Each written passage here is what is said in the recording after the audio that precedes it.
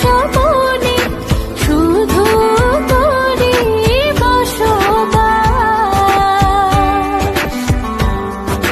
তোকে লিখে দিয়েছি মনের নীলাকাশ।